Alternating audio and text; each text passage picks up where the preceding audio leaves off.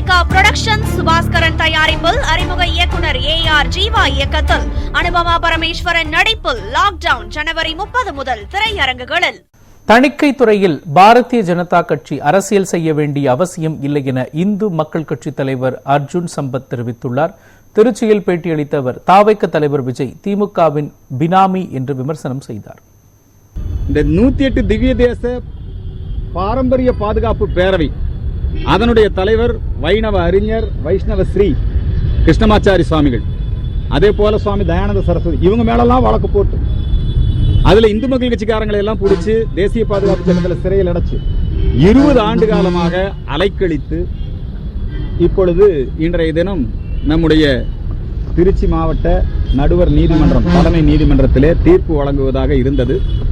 ஆனால் தீர்ப்பு வழங்குகின்ற நேரத்திலே மீண்டும் 29ஆம் தேதிக்கு இந்த வழக்கினுடைய விசாரணையை ஒத்திவைத்திருக்கிறார்கள். அதே மாதிரி இன்னொரு புதிய சக்தியா வந்திருக்கிறார் ஜோசப் விஜய். அவர் எல்லா கட்சிக்கும் ஆசை காட்டி பார்த்தாரு. நீங்க வந்தீங்கன்னா கூட்டணி மந்திரி சபையில நாங்க இடம் பெறுவோம், எங்க கூட கூட்டணி வச்சா உங்களுக்கு எல்லாம் பதவிகள் கொடுப்போம், உங்களை எல்லாம் அதிகாரத்துல பங்கு கொடுப்போம் நல்லா சொன்னாரு. அவருடைய ஆசை வார்த்தைக்கு இந்த எந்த கட்சியுமே போகல. அதனால ஜோசப் விஜய் இப்ப கொஞ்சம் தடுமாற்றம் ஆயிட்டார். தடுமாற்றம் ஆயிட்டு அவர் என்ன பேசுறதுன்னு தெரியாமலே பேசுறாரு. அவரு போய் லஞ்ச ஊழலை ஒழிப்போம், எங்க ஆட்சியில லஞ்ச ஊழல் இருக்காதுன்னு பேசினா எல்லாருக்கும் சிரிப்பு தான் வரும். ஏன்னா அவரு திரைப்படத்துறையில உச்ச நடிகரா இருந்து இவ்வளவு பணத்தை எப்படி சம்பாதிச்சாரு? பிளாக் டிக்கெட் வித்து லஞ்ச ஊழல் பண்ணித்தான் அவர் சம்பாதிச்சார்.